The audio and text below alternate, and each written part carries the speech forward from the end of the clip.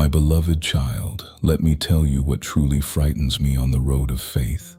It is not my silence, and it is not the thought that I might have forgotten you.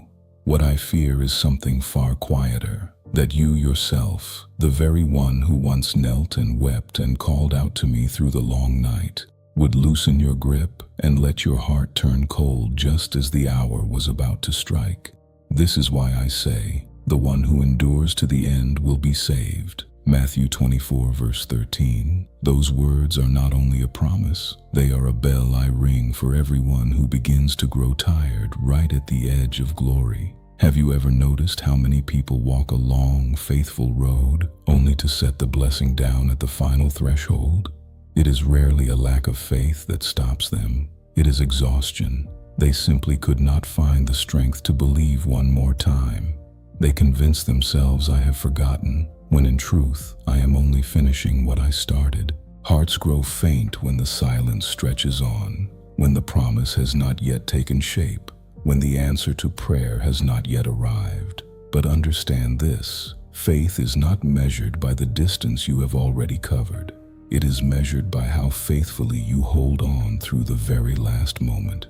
Many have stopped just short of the harvest, forgetting that my clock is never slow. It simply keeps a rhythm different from yours. Can you hear it?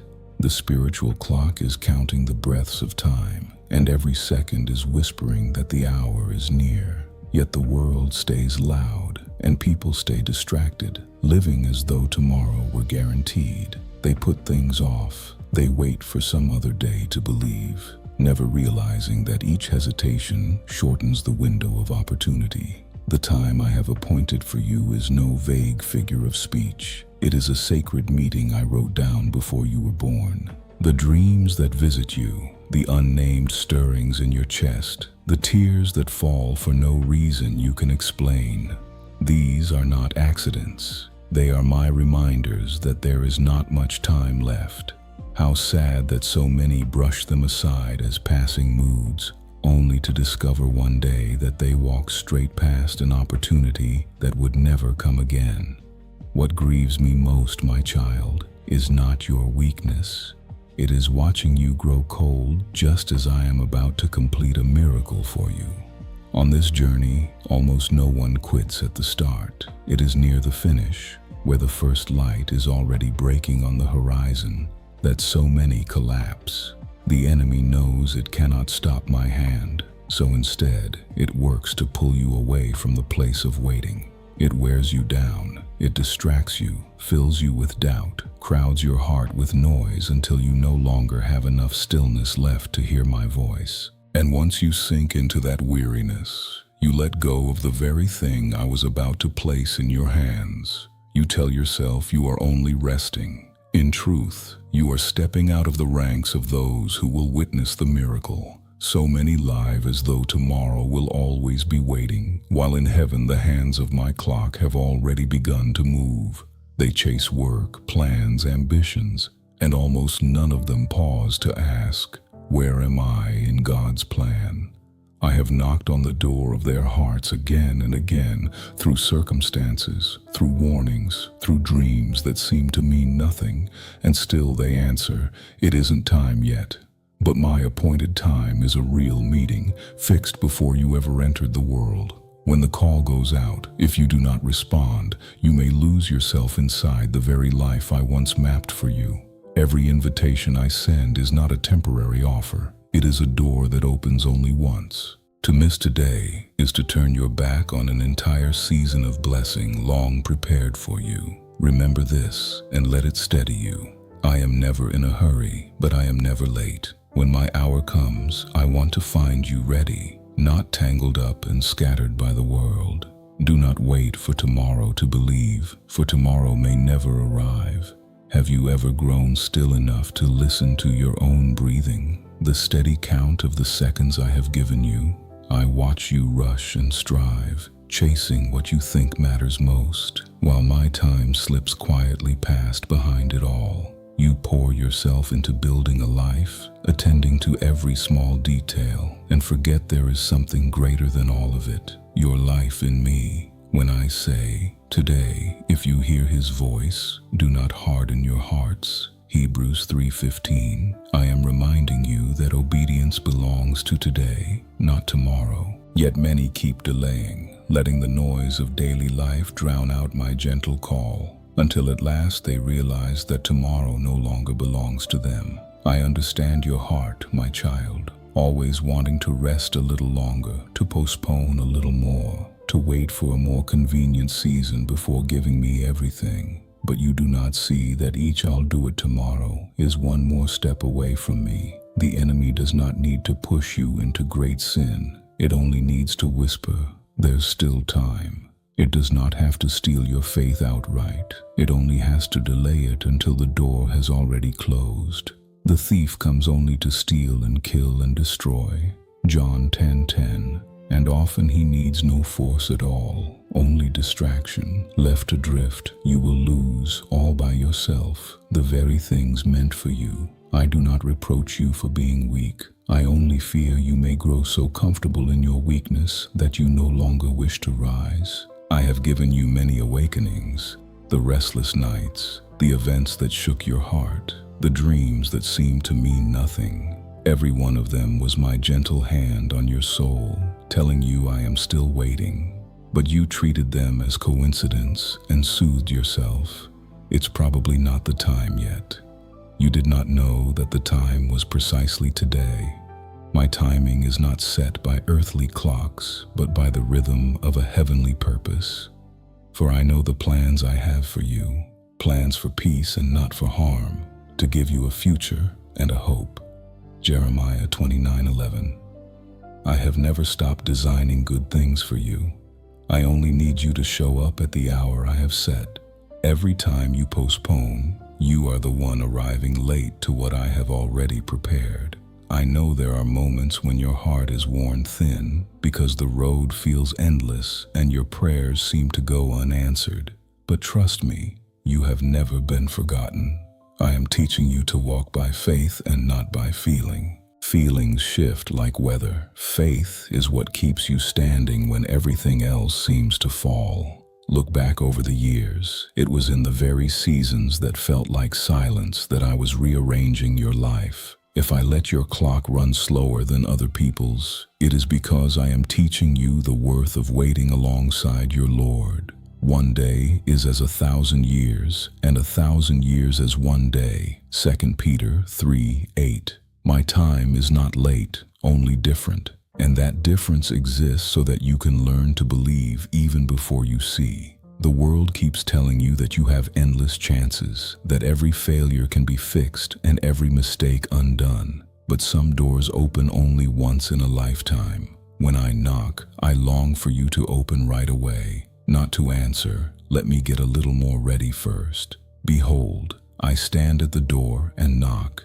If anyone hears my voice and opens the door, I will come in to him. Revelation 3:20. I do not knock forever because I honor your will. And if you keep staring at what you are losing, you will miss what is arriving. I do not require you to be perfect. I only need you to be willing. And when you are willing, I will take care of the rest. There are those to whom I once entrusted a calling, whose hearts blazed for me, but whose fire slowly dimmed because they thought, I'll live for him again when the timing is better. But the fire of the Spirit does not wait for a better time. When I breathe life into your soul, I want you to keep that flame alive, even if it is only a small flicker in the dark. Do not measure yourself against anyone else, for my timing is unique to each person. I only ask that you not let the fire die out through complacency. Do not quench the Spirit. 1 Thessalonians 5:19. Guard that small flame, and you will watch me turn it into a torch that lights an entire harvest. Some people believe they are fully alive when in fact they are asleep inside the busyness of their lives. They commit no obvious sin, yet they no longer hunger for me. They go to church while their souls have wandered far away. When I look at them, my heart grows heavy because the light inside them is fading like a lamp running low on oil. Remember my words. Keep watch, for you do not know on what day your Lord is coming. Matthew 24:42.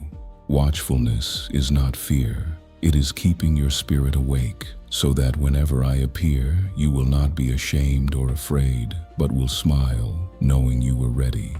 Do not let busyness kill your closeness to me.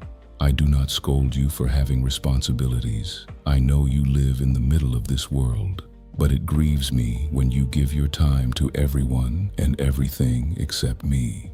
When I wake you with a nameless emptiness, that is my invitation to come home. Do not try to fill it with more work or more relationships, for only I can fill that hollow place. Seek first the kingdom of God and His righteousness, and all these things will be added to you. Matthew 6:33. Put me where I belong, and you will watch everything else fall into its right place. Look back over your life, my child. How many times have you promised you would change, that you would return, and then forgotten? I do not remind you of this to condemn you, but to show you that I am still waiting. It is never too late to come back. Only do not wait until your heart has gone completely cold to seek me. I am not asking for grand promises. I only want the first step you dare to take toward me. Like the father watching for his lost son, I am standing at the head of the road with my arms still open wide. You only have to turn around. The rest I will do.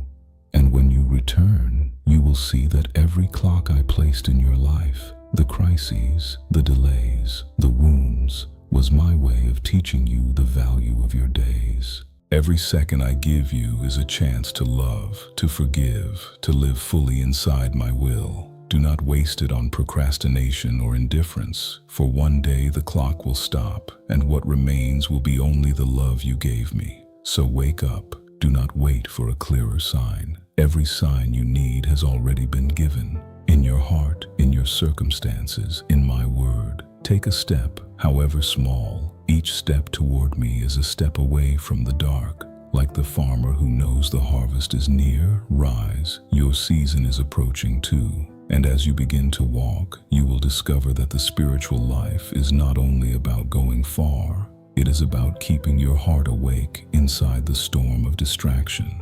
Sometimes the real danger is not that you have not yet started. It is that you are walking in the right direction while letting your heart fall out of step.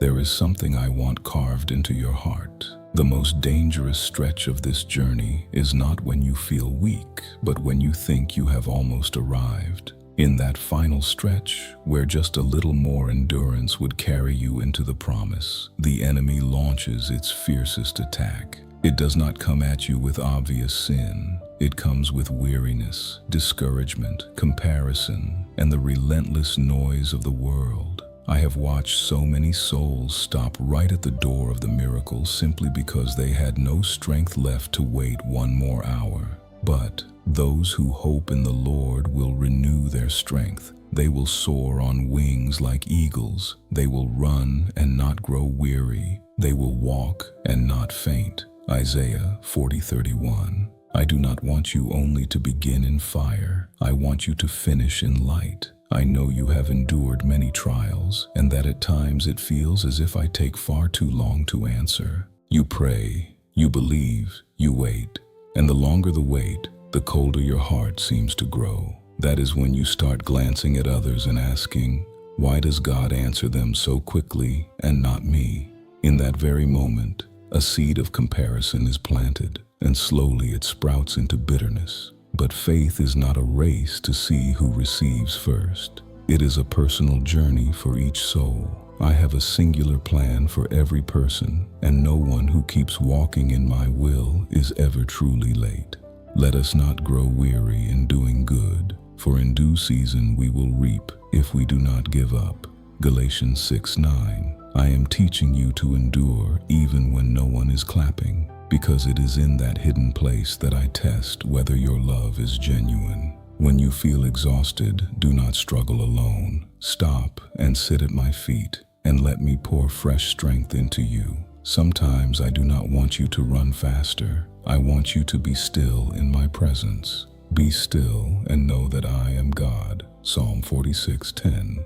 The world teaches you to be tough and relentless. I teach you that real strength comes from learning to be weak in me. You do not have to pretend you are fine or hold back your tears. I know everything, every sigh you release, every tremor inside you. I am not far from you in your weariness. I am right there, waiting for you to lift your head so I can help you stand again. But understand this too. Distraction does not always arrive through pain. Sometimes it comes wrapped in pleasant things, a compliment, an opportunity, a small success, and pulls you away from the place where I set you.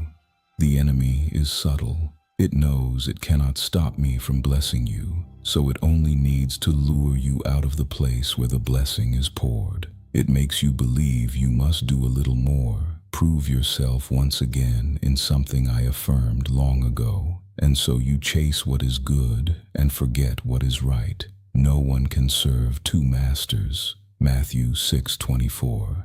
You cannot run after the applause of people while keeping your heart pure for me. You must choose stillness in my will or noise in the world. I see you, my child, when your heart sags in the middle of the road, when you want to let go, not because you stopped believing, but because you have waited so long. I understand. Yet know this, every true miracle needs time to germinate, like a seed lying buried in the soil, enduring the dark and the damp before it breaks into the light. Give up in the middle of that process, and you will never see the golden grain you once prayed for. Those who sow in tears shall reap with shouts of joy. Psalm 126:5. Your tears are not wasted. They are watering the harvest that is coming. Exhaustion does not mean you have failed. It only means you need me more than ever. When your hands tremble, take hold of mine. When your knees give way, kneel, for sometimes the victory is not found in standing, but in knowing where to bow down. When you are weak, then I make you strong. 2 Corinthians 12:9-10. Your strength was never meant to come from your own willpower, but from your surrender to me. Surrender is not defeat. It is letting me win on your behalf. The storms you face now are not sent to destroy you, but to refine what is truly real inside your heart. I lead you through trials not because your pain delights me, but because I want you to learn to love me even when your hands hold nothing. When you stay faithful, though you see no miracle, that is the moment you yourself become the miracle. Blessed are those who have not seen and yet have believed. John 20:29. I have not forgotten a single one of your prayers. I am only waiting for your heart to grow large enough to receive what I am about to give. Do not be afraid when you feel weary. Weariness is not nearly as dangerous as letting weariness kill your faith. Rest in me, but do not leave me. There is a difference between resting and quitting. Resting restores your strength, while quitting refuses the road I marked out for you. Learn from Jesus, who, though spent on the cross, still declared, "It is finished," John 19:30. Notice, he did not stop because he was weak, but because he had completed everything. I want you to finish like that too, not worn out, but faithful to the end of the path I entrusted to you. Hold your heart steady, and I will add strength to you. Every step you take in exhaustion is a step I am lifting by my grace. Fix your eyes on me, not on what surrounds you. When you look to me, you will watch the storm begin to fade and peace return to your soul. You keep in perfect peace the one whose mind is stayed on you, because he trusts in you. Isaiah 26:3. No bend in the road is meaningless. Every drop of sweat on the path of faith is counted by me and kept. And when you have crossed that stretch full of distractions, you will understand that what I was training in you was not the strength to run, but the strength to stand. After every gust of wind, what remains is not the one who ran fastest, but the one who kept their heart. Do you know what often weighs your soul down most? It is not the storm, it is the silence. My silence can confuse you, like a child standing in the dark, unsure whether their father is still in the room. You have prayed, cried out, waited, and still the answer has not come, and so you assume I have turned my face away. You begin to wonder whether I have forgotten you, but I have never left. It is precisely in the long pauses that I am at work more than ever. He who watches over Israel will neither slumber nor sleep. Psalm 121:4. My silence is not the same as my absence. The fact that you do not hear me does not mean I do not hear you. My silence is not indifference. It is the time in which I am weaving wonders with threads you cannot yet see. I know that pain makes you feel abandoned, when you weep and no one answers, when you are wronged and no one defends you, when you look around and see only the senselessness of life. You begin to close your heart, but do not let pain make you bitter. Do not let your tears dry into salt that withers your soul. Every tear you have shed, I keep. You have kept count of my tossings. Put my tears in your bottle. Are they not in your book? Psalm 56:8. Not one of your sighs is meaningless. Everyone is becoming a seed, and at my appointed time those seeds will rise into a harvest of blessing. You often think suffering is a punishment, when in fact it is the classroom of love. In your pain I teach you what comfort never could, how to tell the temporary from the eternal, how to treasure the small things you once took for granted. When you suffer, you begin to pray more honestly, to forgive more freely, to love more deeply. I do not create pain to torment you, but to refine you. Just as gold must pass through fire to shine, your soul must pass through trials to be made pure. Suffering produces perseverance. Perseverance produces character, and character produces hope. Romans 5:3-4. So do not fear pain. Fear only a heart that hardens within it. I know there are moments when you sigh and say, Lord, I can't take any more. But that is precisely the point at which you stand nearest to the place where I am about to do my greatest work. The enemy knows this, so it keeps whispering, if God loves you, why does he let you hurt this much? It wants you to forget that true love is not the absence of all wounding, but a presence inside every wound, turning it into grace. Joseph was sold as a slave and rose to rule. Job lost everything and received back double. In the same way, nothing I allow you to lose is ever lost in vain. What I am doing, you do not understand now, but afterward you will understand. John 13:7. Sometimes you want me to speak at once, act at once, prove myself at once. But if I answered you in every moment, you would only know me as a giver of gifts and never as a father. I want you to trust me even when you hear nothing. For true faith is not born in miracles, but in silence. When you keep standing though you cannot see the way, that is when your faith shines brightest.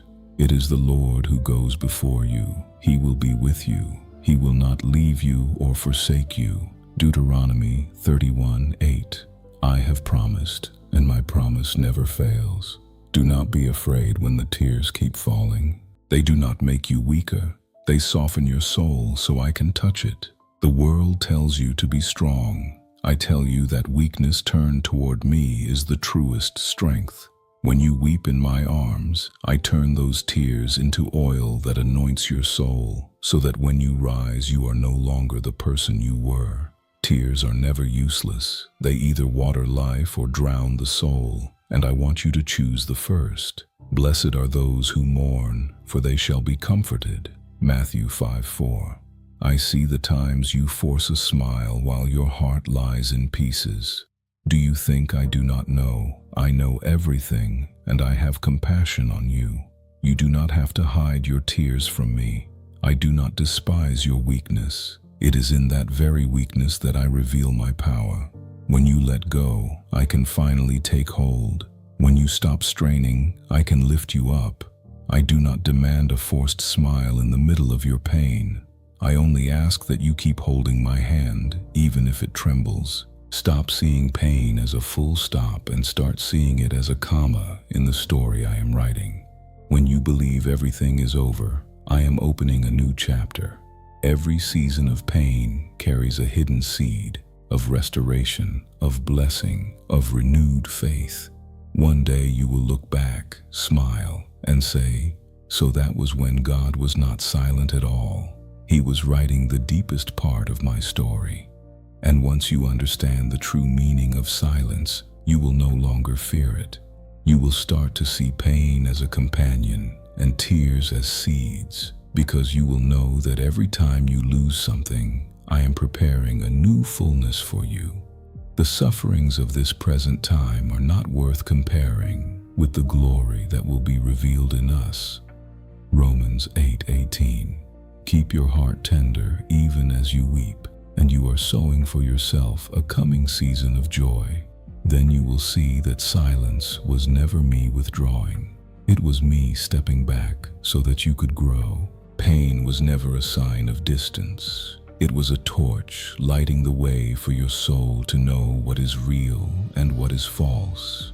My child, I have seen every tear you shed when you were misunderstood, every choked sob when you were left out, every time you stayed quiet under someone's contempt. I know this pain cuts deeper than words, because it strikes at the worth you believed was yours. You begin to ask, if God loves me, why does he let me be so despised? But it is in the very place where you are rejected that I am laying the foundation for your vindication. Whoever humbles himself will be exalted. Luke 14:11. You are not brought low to be shamed, but so that I can lift you up in a way no one expects.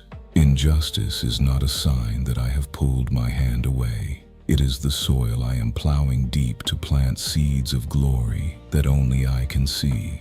I know that when you are treated unfairly, your first instinct is to defend yourself, to prove your innocence. But every time you insist on justifying yourself, you lower yourself to the level of those who hurt you. You bring your own voice down to argue with the noise of the world. Do not repay evil for evil. Leave room for the wrath of God. Romans 12:19. I do not ask you to be silent because you are weak, but because I want the word of your vindication to come from my mouth, not from your wounded heart. When you keep silent, I speak for you. When you stop reacting, I act, and my word of defense will always thunder louder than any accusation.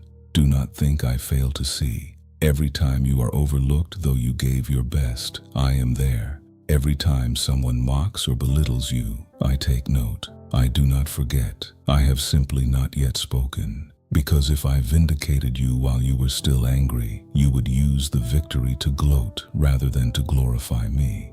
But when you grow quiet enough to bear both the silence and the injustice while keeping your heart pure, that is when I can release justice to you by the hand of heaven. Be still before the Lord and wait patiently for him. Psalm 37:7.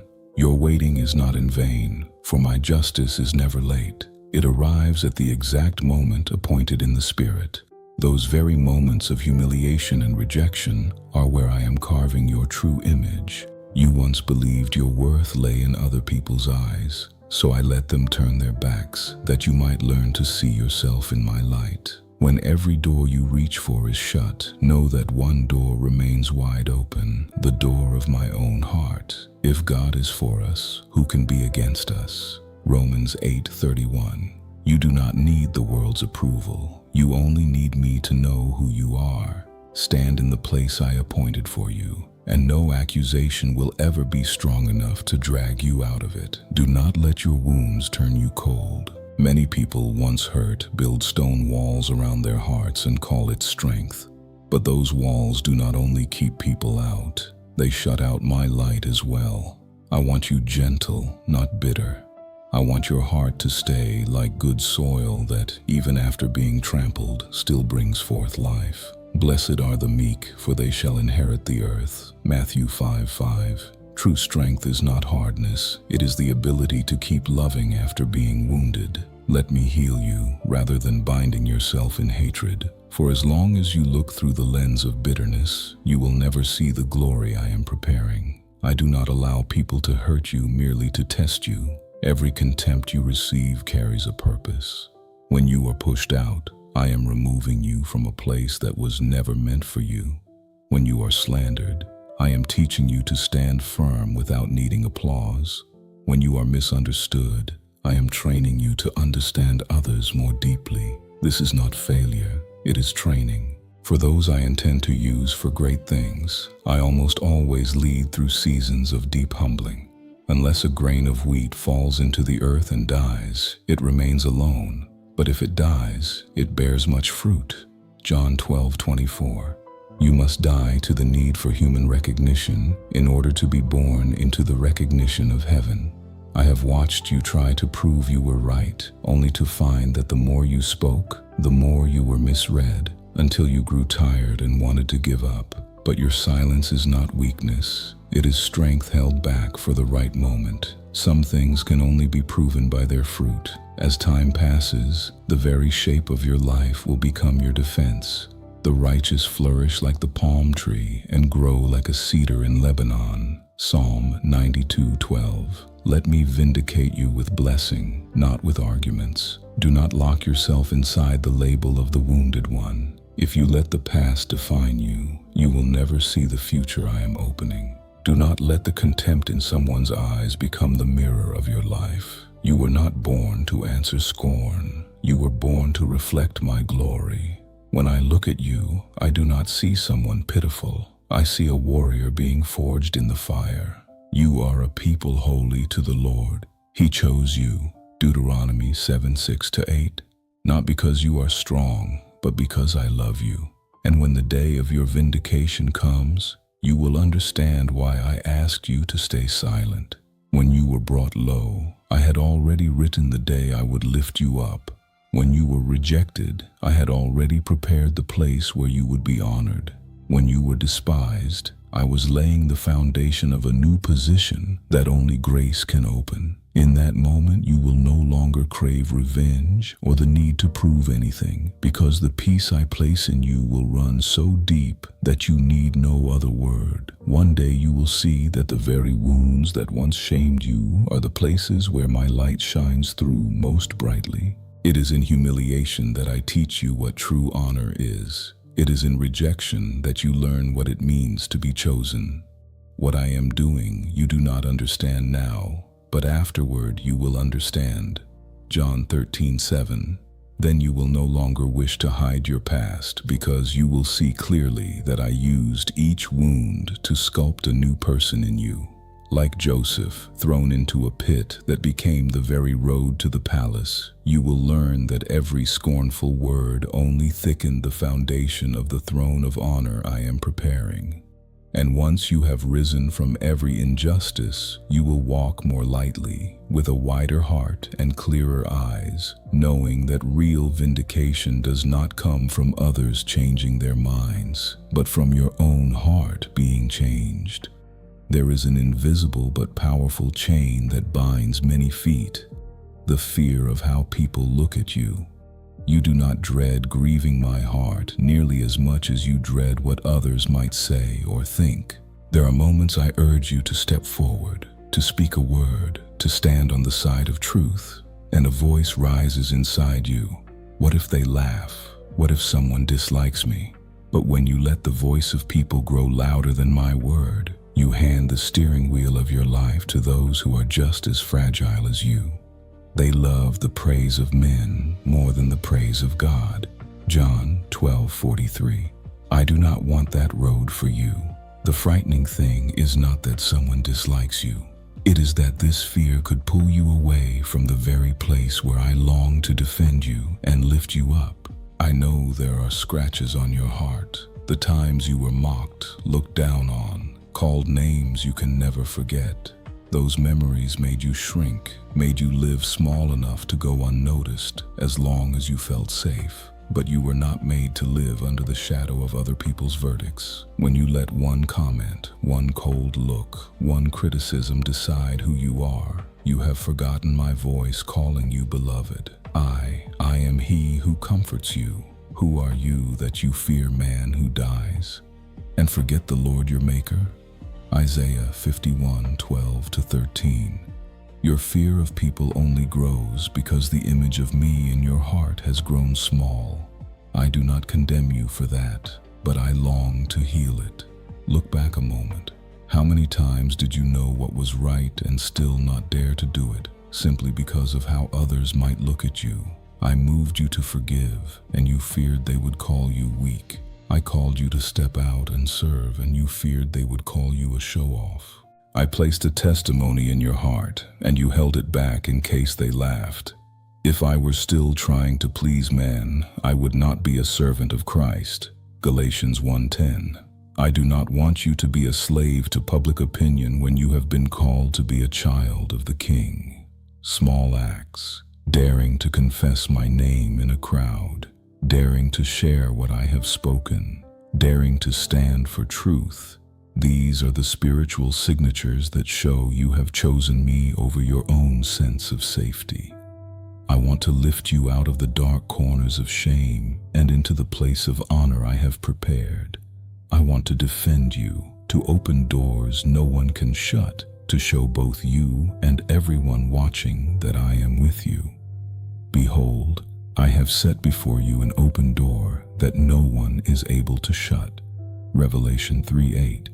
But if, when I open that door, you stay outside because you fear people's words, you will watch the blessing pass right before your eyes. I will not force you through, I invite you. And the deepest regret will never be, I never had a chance. It will be, God opened the door and I did not dare to walk through it. The fear of people's opinions shrinks as your holy reverence for me grows. When you realize that my gaze rests on you more gently than any other, you will be far less shaken by frowns and whispers. I am not asking you to look down on others, only to put every gaze in its proper place. Mine is the one that finally matters. I am the judge, not people. When you dare to live by what I say, even when others do not yet understand, you step into a new kind of freedom, a place where your heart is no longer ruled by anyone's smile or scowl, and something strange begins to happen. The very people who once despised you will look again. The very places that closed will be forced to open. The very stories that once made you bow your head will become testimonies of my grace. From then on, what makes you tremble will no longer be people's words, but a holy reverence. The fear of missing what I want to do, of dragging your feet when I have already spoken. Now tuck my words deep inside your heart. Hold them the way someone shelters a small lamp on a stormy night, and keep walking, because what is coming will not only change your circumstances, it will change how you see yourself, how you see me, and how you see the road you are on. This is not a pretty sentence meant only to comfort you. It is a real signal in the spiritual realm. You are far closer than you think. There are things I have not yet shown you clearly, because if you saw everything, you would no longer need faith. But today I lift the curtain a little. You are not standing at the beginning. You are standing near the end of a stage, at the point where each small choice, each decision that looks ordinary, can decide whether you step into what I planned or away from it. So do not despise this moment. Do not take lightly what I am whispering in your heart right now. I have watched many generations pass. So many faces, so many stories, so many hearts that once burned bright and then slowly faded. I have seen people who were only a short distance from their breakthrough turn their backs out of sheer exhaustion.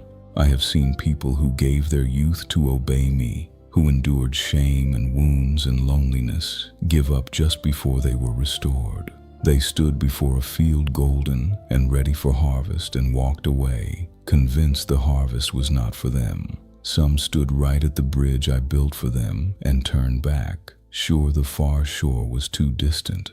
The deepest pain is not never tasting the blessing. It is coming so near and never touching it, reaching out a hand and then pulling it back. I do not want your life to become one of those almost stories. I do not want heaven to remember your name with the words, "That one came so close, but their heart would not take the last few steps." The final stretch is always where the wind blows hardest, like a long-distance runner near the finish line. Lungs burning, legs trembling, everything inside crying out to stop. So it is in the spiritual realm. When my promise is about to appear, the pressure usually rises rather than falls. The opposing voices grow louder. Unexpected troubles arrive in waves. Nameless anxieties flood your mind. This is not a sign that I am withdrawing. It is a sign that the enemy knows it is about to lose. So it thrashes one last time. It cannot close the door I have opened, but it can try to drag you away from the threshold. Through distraction, doubt, irritation, comparison, and self-pity, it will use everything that ever wounded you to drag old memories back, to make you forget what I said and remember only what others did to hurt you. I tell you this not to frighten you, but to wake you. If lately your mind is noisier and your heart more unsettled, it is not because you are on the wrong road. It is because you are coming very near to a spiritual tipping point. I have seen people who, after years of trusting, suddenly let doubt take the central place in their hearts. At first it was only a few passing thoughts. Maybe God never meant this for me. Maybe I misheard him. Maybe I've been waiting in the wrong place. Little by little, those questions stopped being passing thoughts and became the foundation of every decision. They began to act out of fear instead of out of my word. They reached for quick fixes and short paths, doors that looked obviously open but were never doors I opened. They settled for less because they no longer believed I still had more for them. My heart aches when I watch them take these shortcuts, because shortcuts always end at dead ends, while the path I choose may wind and feel slow, but always reaches the destination. I have also seen hearts so worn out by waiting that they gave themselves permission to turn aside. I'll take care of myself, they said, since it seems God won't. They stepped into relationships I never sent them, accepted work I never led them to, signed small compromises their conscience already condemned, soothing themselves with, "At least I suffer less than before." They did not realize that each choice pushed them further out of the orbit of my promise. I never abandoned them. They simply left the place where I had prepared something far better. I watched, wishing they had waited just a little longer, wishing they had dared to believe I truly loved them as I said, wishing they had let me hold their hand a moment more before letting go to chase what their eyes could see. I tell you all this not so you can feel superior, but so you understand that no one is immune to the temptation to quit near the end, not even you. The difference is that I am warning you ahead of time. I am drawing you back with my word at the very moment so many others can no longer hear it. And what does that mean? It means I have not abandoned you. It means I still value your journey. It means I look at you with hope, not disappointment. If I were indifferent, I would simply let you drift along with your own tired thoughts. Instead, I have chosen to call you by name and remind you that you are not an outsider to my plan. You belong inside my story, and that story is not over.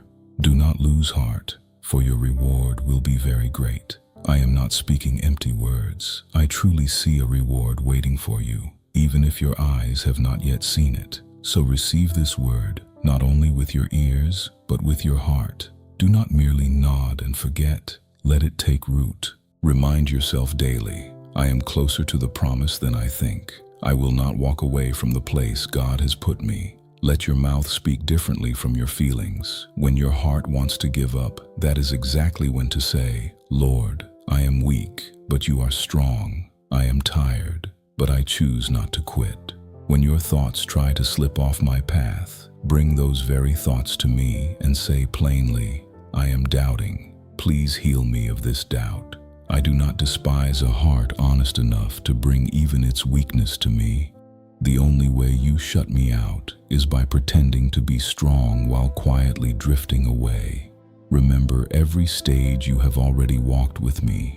The times I rescued you from situations that seemed hopeless, the times you thought you would collapse for good and somehow kept standing, the moments an unseen hand pulled you out of the worst. These are not just sweet memories to retell. They are markers I placed in your life so that today, when you are weary, You can look back and see I have never once failed to keep my word. If I did not abandon you in your darkest days, why would I abandon you now, when the road ahead is about to shine? If I stayed at your side when you had nothing to offer, why would I step away now that you are about to enter the harvest? Use the memory of past grace to answer today's fear. Use what I have already done to remind your own heart that I will act again, in my way and in my time. Look at your fear and distraction with new eyes. They are not proof that you have failed. They are mirrors showing how much you need me right now. When you feel like running away, that is exactly when to run closer, to sit longer at my feet.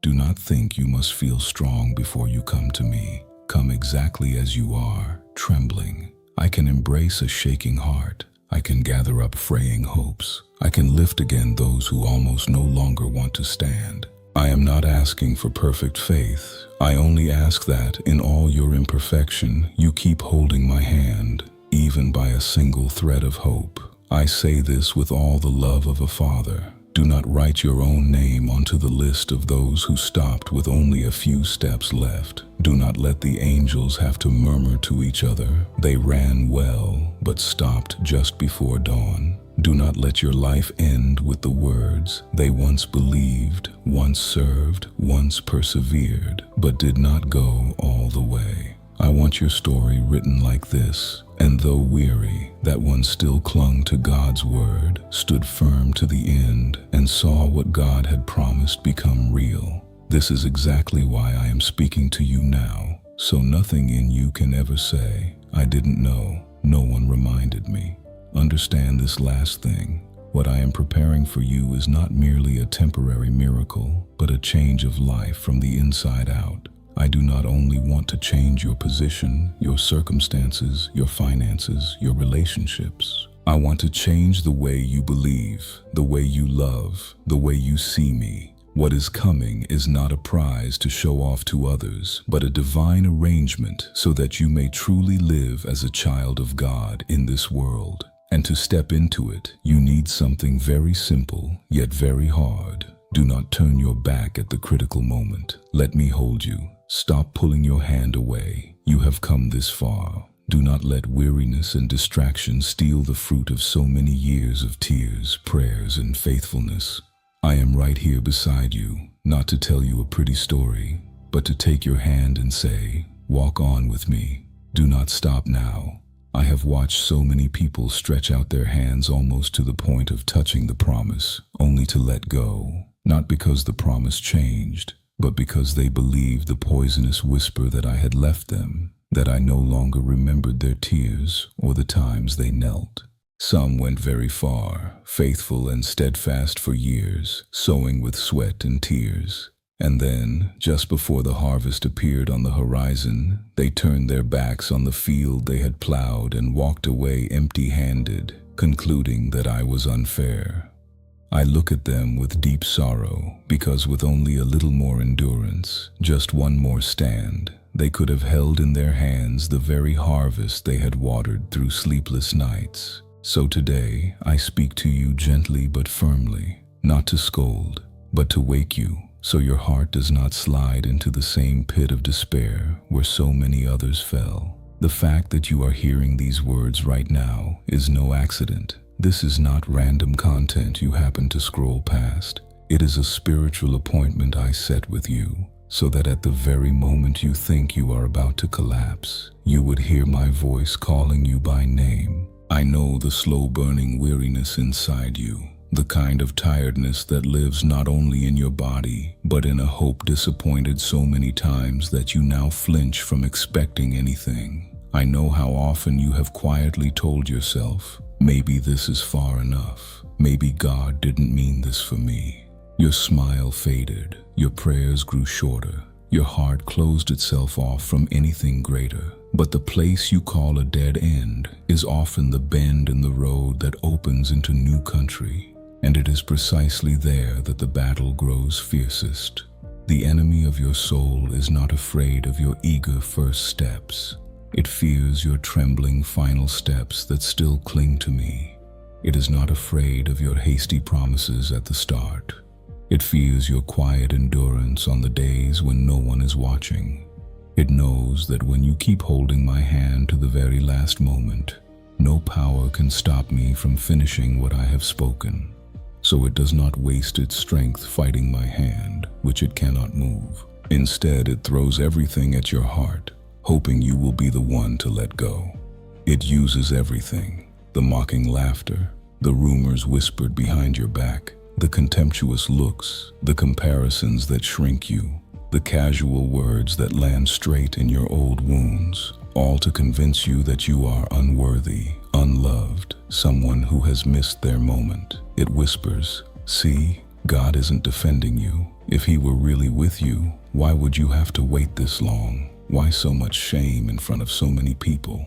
Then it drags out your past, your falls, your old mistakes, to pressure you into agreeing with its verdict. God has forgotten you.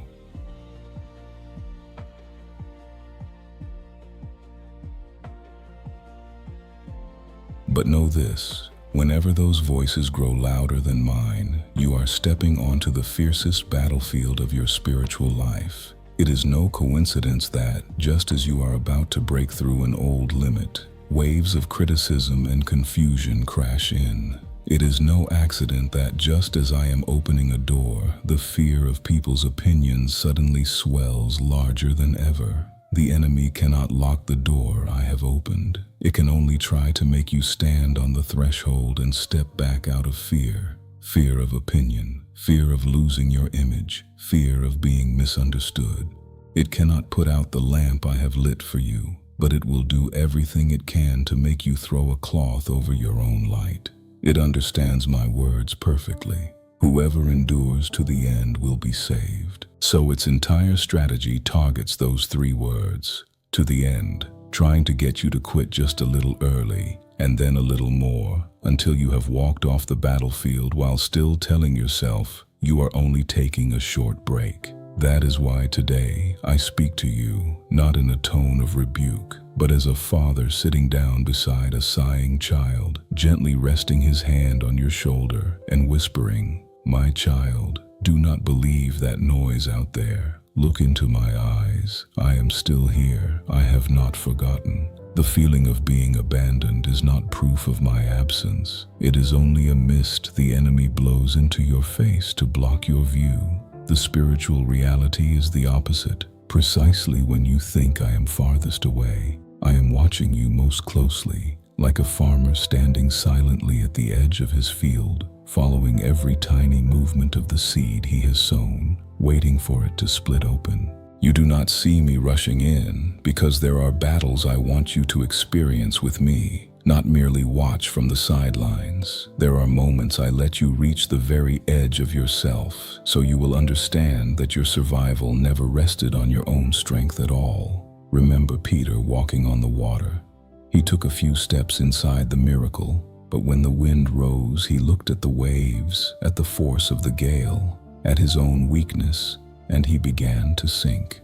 I was there from the instant he lifted his foot out of the boat to the moment he was about to go under, waiting only for him to cry, "Lord, save me." And at once I stretched out my hand and caught him. You are standing in exactly that place, where the wind blows harder, the waves rise higher, and your heart trembles more, not because I have left you, but because you have stepped out of your comfort zone. If you turn back to the boat now out of fear, you may spend the rest of your life saying, "The Lord never let me walk on water," when in truth it was you who pulled your foot back halfway. I do not want that to be your story. I do not want you to be a witness of retreat. I want you to be living proof that an ordinary, weak person who dares to cling to my word in the middle of mocking laughter and skeptical glances can be lifted by me and led through doors they never dared to dream of. So when you hear these words, do not listen only with your ears. Let them reach the deepest place in your heart, the place where you have quietly agreed with the lies that say, "I only bother God. I don't deserve blessing. There's nothing special about me." I want to cut those sentences off at the root because they did not come from me. I call you beloved child. I call you my treasure, the one I have chosen. I declare that I am with you. Do not be afraid or discouraged. I have engraved you on the palms of my hands. How could I forget you? Look back over the road you have walked. If I upheld you through so many earlier waves, would I leave you to drift now when the shore is near? The only thing that can truly make you lose your way is not my hand letting go, but your choice to believe the noise over my word, to fear displeasing people more than missing the hour when I rise to defend you. So today I invite you, not with a shout, but with a whisper, to rise once more, to loosen the cords of human opinion wrapped around your heart, to turn your face from the crowd and lift your eyes to me.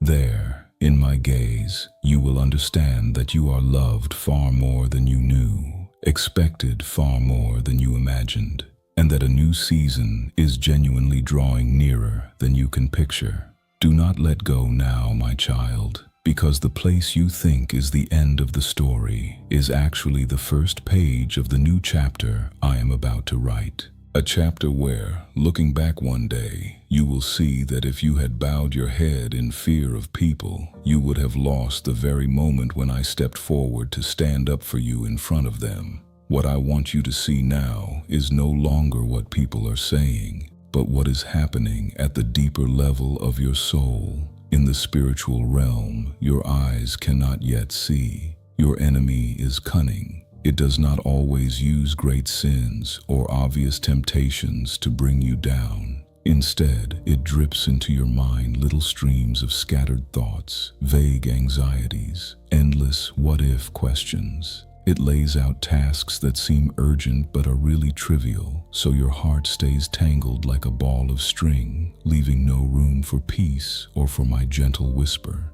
It pulls you into conversations that bring nothing but irritation, pointless arguments just to prove you were right, insults that keep you busy explaining yourself, small wounds to your pride that cost you hours of wondering how people see you, while the things that truly belong to eternity, the things I sowed in you with tears and with the nights you knelt and the times you obeyed at great cost, are slowly pushed to the margins. Every time you let your heart drift with those waves of distraction, you are unknowingly trading an entire season of blessing for a few minutes of satisfaction, a handful of compliments, or a brief feeling of false safety. And that is a trade you will regret when you look back. In the history of your walk with me, there have always been decisive hours, times I set apart to reveal what I had long prepared for your life. They rarely come with trumpets or bright stage lights. More often they arrive in silence after a long stretch of faithfulness with nothing to show for it. This moment is one of them. I have ordered your steps, shaped a teachable heart in you, led you through injustice and silence and tears, so the roots of your faith would grow deep. Now I am opening before you a door that belongs only to you, tied to your story, your wounds, your prayers, a door no one else can walk through in your place, and for which there is no duplicate. If, in this very hour, you lock your heart and retreat into a safe shell, because you fear opinion, because you are tired, because you are chasing the noise, it is as though you gathered up all the years you lifted your tear-stained face to me, all the times you believed in the dark, all the precious things you sacrificed for my sake, and tossed them into a corner as if they had never happened. I do not say this as a stranger handing out advice. I say it as the one who walked every step beside you, who knows every night you wanted to quit and clung to me anyway. So I have both the right and the authority to warn you. Do not squander the golden hour of your soul on passing voices. This is not the time to keep glancing left and right to read people's faces. Who supports you today, who is silent, who criticizes, who praises. Nor is it the time to analyze yourself into exhaustion, asking why this happened, why that has not changed, why someone treats you that way. The harder you chase every reason, the deeper you sink into a circle of speculation and sorrow with no way out. What you need most now is to reset the center of your soul, to keep the inner eyes of your heart fixed on what I have laid bare before you. The words I spoke in scripture, the confirmations I repeated through circumstances, through dreams, through the people I used to encourage you. If you press your ear to the noise of this world, the news, public opinion, harsh and loveless criticism, sarcasm, unfair comparison, then my whisper in the depths of your heart will be drowned out, not because I have stopped speaking, but because you have tuned in to another channel. And if you let discouragement and self-pity wrap around you like a heavy coat, you will very easily arrive at the dangerous decision to let go of the promise just as it is about to take shape.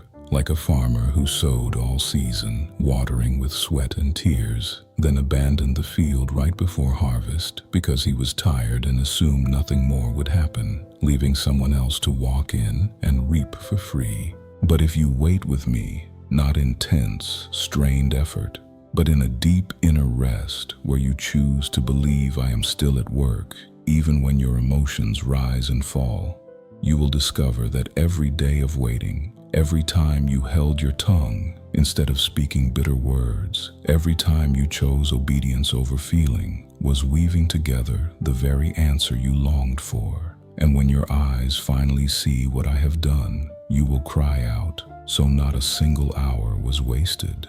The harvest in your spiritual life is no longer far off. What I sowed in you through years of fire has ripened, and the fragrance of answered prayer is already in the air. That is exactly why the enemy is more frantic than ever, intensifying its assault on your thoughts, pumping in confusion, magnifying criticism, blowing small matters out of proportion, all to drag you out of the field I let you cultivate. It whispers that the impressions you've had of me about to move are nothing but emotion, that your imagination is comforting you, that nothing is really changing, that it is safer not to hope than to risk disappointment. Listen to that, and you will seal shut the very thing I am bringing to birth in the unseen realm. But I assure you, those deep stirrings in your heart, those moments when faith rises up for no logical reason, those dreams and verses that suddenly light up exactly when you need them, they are not props built from fleeting emotion. They are signals I am sending ahead of time, prophetic markers showing that the door I prepared for you is slowly swinging open. This is not just a nice feeling after an inspiring message. It is spiritual reality actually shifting, my plan reaching a turning point, my behind-the-scenes work coming close to the part you can finally see. The clock of my appointed time never stops. Whether you notice it or not, my time keeps moving forward, carrying you, believing or doubting, ever closer to the point where I will act for you. Not because you are worthy, but because I am faithful to my own word. So I plead with you, as a father begging a child not to fall asleep. Do not let your mind stay occupied by low noise. Do not let your heart be steered by the fear of people. Stay awake, reset your priorities, turn the full attention of your inner being back to me, because the moment when I defend you and lift you through the door I have opened will not wait until you are finished entertaining every meaningless whisper of this world. Pause now and truly listen. This moment is not an accident. It is a time I deliberately arranged. It is a spiritual crossroads where you must choose, keep living as before, half believing, half afraid, half listening to me and half fearing people, or decide to lean wholly toward me regardless of what your eyes see. I am setting before you something more precious than gold, not because your circumstances are beautiful, but because right now I am once again knocking gently on the door of your heart. Do not assume you will get countless such knocks. There are hours I set apart for a true turning point, and if you are earnest, you will recognize that this is one of them. Do not let your thoughts drift into, "I'll deal with it later," for that is one of the enemy's most dangerous whispers. It does not urge you to reject me. It simply suggests there is no rush, that tomorrow will do, that once things are more stable, you'll get serious with God. Harmless sounding ideas like these have led many souls away from the good plans I drew for them. Think how many times you meant to change, to come back wholeheartedly, and yet, because you postponed a little, everything cooled until you forgot there had ever been a promise between us. I say this not to condemn you, but so you can see the subtle scheme trying to lull you to sleep. Tomorrow does not always arrive the way you imagine. Some people also promise to believe, obey, and return one beautiful day, never knowing that day would never come in their spiritual life. I am not speaking so you'll be moved for a moment and forget. I am speaking so you'll realize this is a personal invitation to you, not to the anonymous crowd, not to more spiritual people, but to you, the one reading and weighing so many things. This present moment is grace, a gift I am placing in your hand. You can grip it with a decision or let it slip away amid your distractions. I will not force you, but I tell you plainly, if you keep stepping back, if you keep choosing silence in the face of my call, you will lose a very special season I am beginning in your life. Do not take the winding detours I never showed you. There was a time I placed in your heart a promise, a calling, a direction, and you know which way you are meant to go. You simply have not dared.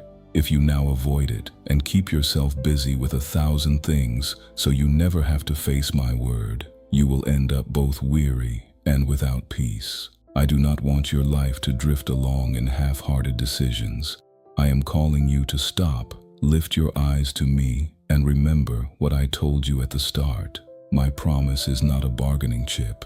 If everything goes smoothly, I'll obey. If not, I'll wait for another time.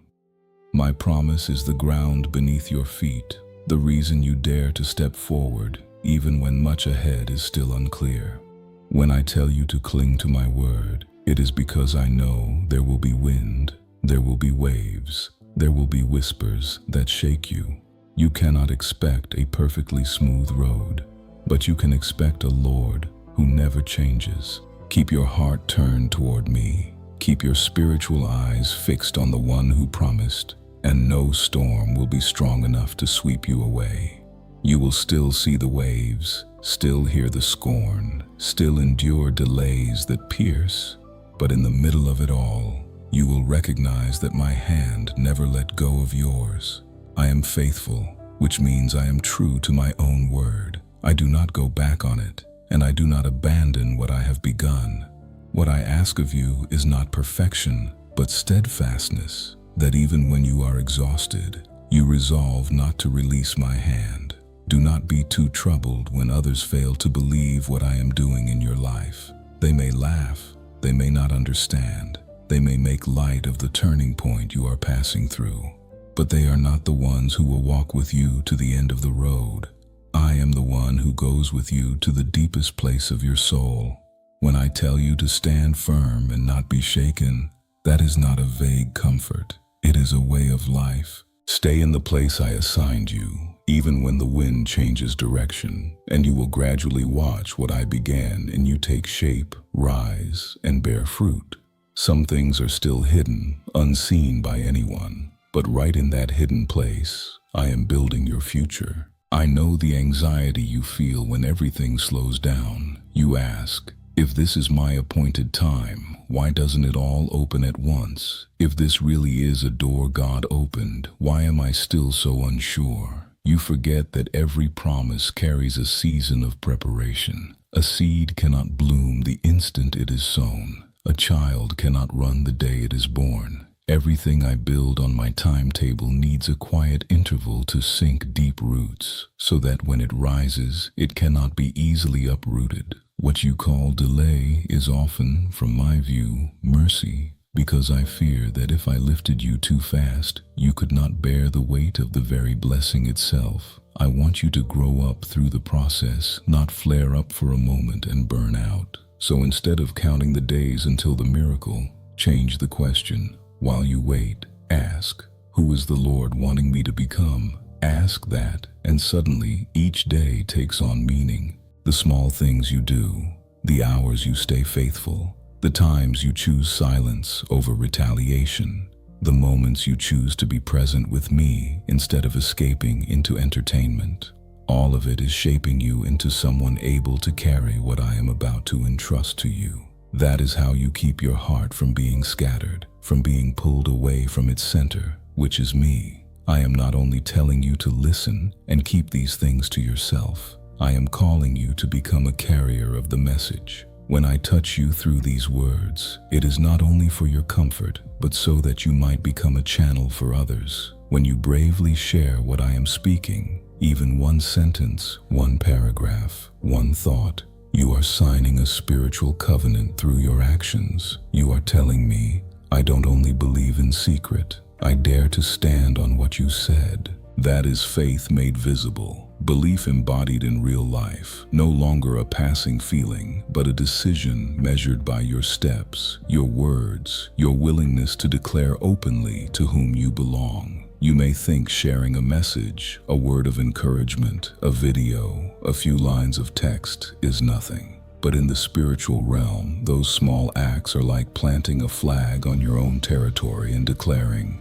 "This ground of my life belongs to the Lord." You are bearing witness not only to others but to your own heart. Every time you dare to express your faith, the fear of people's opinion loses a little of its grip. And every time you stay silent merely out of fear of what others might think, that invisible cord tightens one more loop around your heart. I invite you into freedom through small acts that carry great weight. When you share what comes from me with reverence, not to show off or to argue, you are telling heaven that you value my voice above every like, every comment, every nod of approval from the crowd. Instead of letting your mouth simply echo the world's noise, you turn it into a channel for the living word. That is a form of worship and a quiet but powerful declaration that you refuse to miss the moment whose bell I have already rung. I know that to live this way, you will have to wrestle with yourself. There will be moments of awkwardness, embarrassment, being misunderstood. I see every one of those hesitations, and I do not condemn you. Instead, I take your hand and say, take just one small step at a time. I am walking with you. I do not demand that you instantly become someone who fears no one. I only ask that today you be a little less afraid than yesterday, a little less dependent on the gaze of others, and a little more tightly held to me. Every small step is precious to me because I know what you have to overcome inside in order to take it. When I say now is the time, I do not say it to make you panic. I say it to pull you out of carelessness. I am not asking for frantic activity, but for a wakeful mind and heart.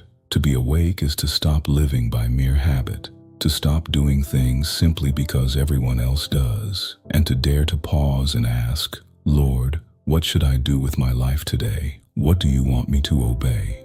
Live like that, and every ordinary day becomes part of a prophetic moment. You are no longer swept along. You are walking with the awareness that someone is guiding every step. So I whisper once more, do not let this moment pass like all the others. Let it become a landmark, the place where you decide that from now on, you will fear me more than public opinion, cling to my word more than to your feelings, and dare to say yes the moment you hear my voice, instead of waiting for a perfect day that will never come.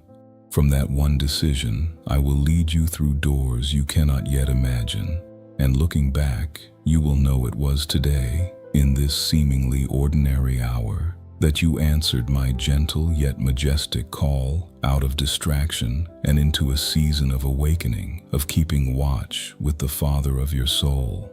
After everything you have walked through, the slander, the doors that closed, the times you trembled under another's gaze, what I am calling you to now is not to become flawless, but to guard the things worth protecting. First, guard your inner life. The heart is where every decision is born, the place where the words I plant either take root or are choked out. If you let bitterness, humiliation, shame, and the obsession with how people see you fill that space, then no matter how often I speak, my words will only skim the surface and never sink deep. I want your heart soft but not careless, tender to the spirit, yet not crumbling before every judgment. Your heart is like a field. If you do not keep watch over it, the weeds of comparison, inferiority, and doubt will quickly cover the living shoots I planted. I do not want your heart to be a battlefield for every opinion and verdict. I want it to be a place where I can rest, where you can hear my heartbeat and learn to breathe in time with it.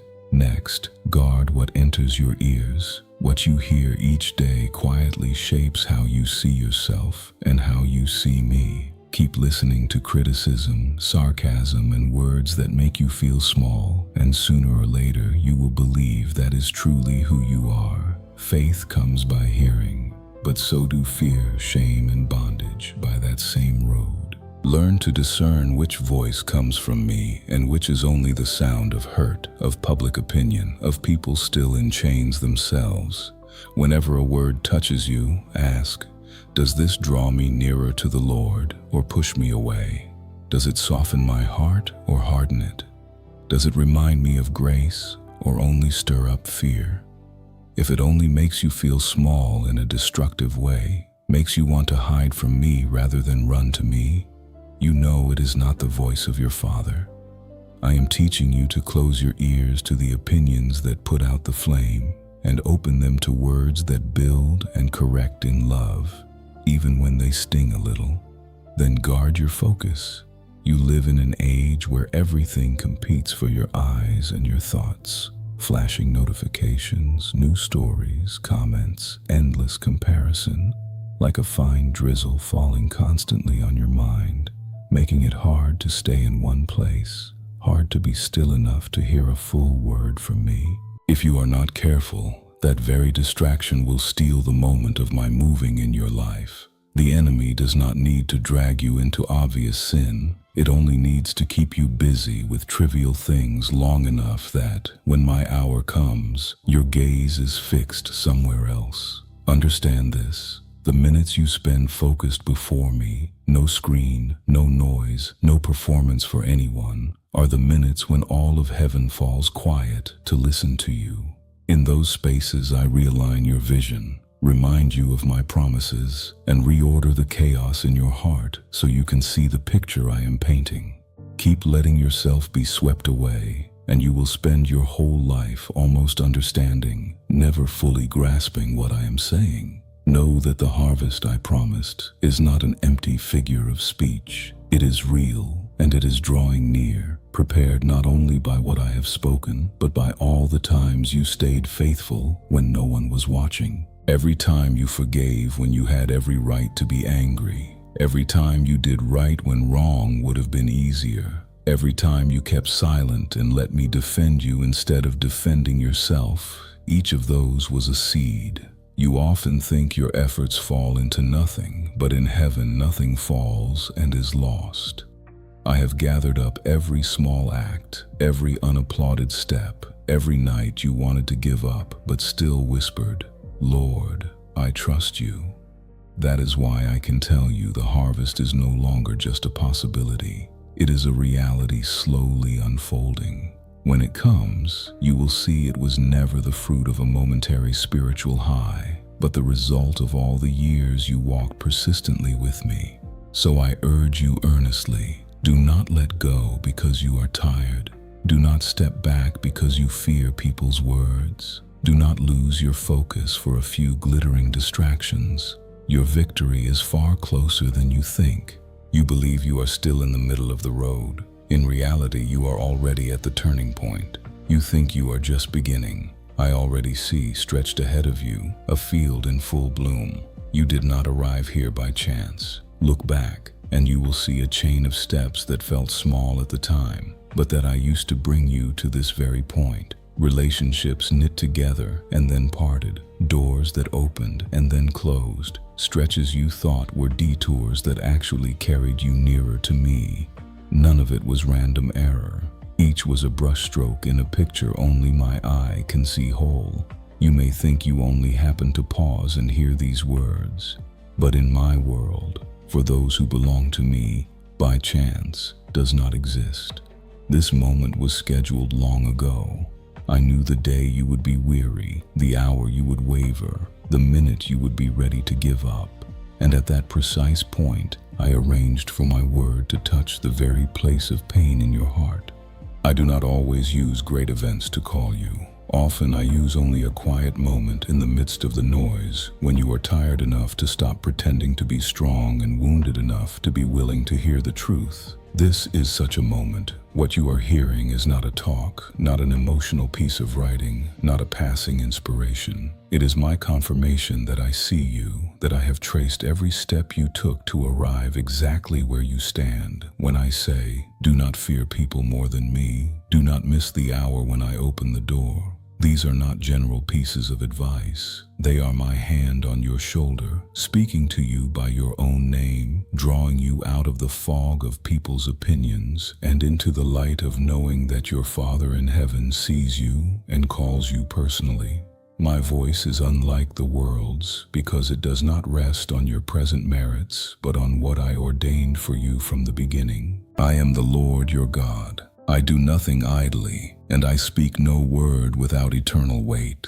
When I let a message touch your heart, it is because I hid within it the answer to the very confusion you are facing. I do not toy with your tears or your hope. If I remind you to guard your heart, your ears, your focus, it is because I know precisely what threatens you in the season ahead. If I tell you victory is near, it is because I see timelines you cannot. While you see only a present tangled with memory, I see the beginning, middle, and end at once. I know exactly where you tend to stumble, where you are likely to turn back, where you might stop because you fear people's words more than losing my voice. So do not take this moment lightly. Do not scroll past it as nice content and leave it behind. Let these words remain, seeping into the places you usually keep shut. Let them ask you, who is directing your steps? The eyes of people, or the eyes of the Father who defines who you are? Your past, the mockery, or the call of the one who made you? Be honest with me about your fear of opinion, about the times you stayed silent for fear of criticism, about the dreams you hid for fear of laughter. I do not despise those weaknesses. I simply refuse to let them bind you any longer. When you dare to lay them bare before me, I begin to untie each knot, one by one. From here on, what I long for is that you slowly shift from fearing what people think to fearing missing what I am doing, that you tremble not at criticism, but at the realization that if you keep stepping back, keep hiding, keep letting opinion rule you, you may end up standing on the sidelines while I open doors for those who dare to trust me. I am not shutting you out, but I will not force you either. I invite you into a new realm, the realm of those who dare to live for me rather than for their reflection in other people's eyes. There you will taste a sweet freedom, not the freedom to do whatever you please, but the freedom of no longer being gripped by judgmental whispers. Treat my word today as a marker. From here you can keep living as before, always glancing over your shoulder, weighing reactions before every step. Or you can begin to ask a different question. Does this bring me closer to Him? Does it distort or restore His image in my heart? If the answer points toward me, step forward boldly, even if people do not yet understand, even if some disagree. But if it leans only toward making you look better in others' eyes while dimming my voice, then you know to let it go. I will never abandon a child who dares to choose me over safety.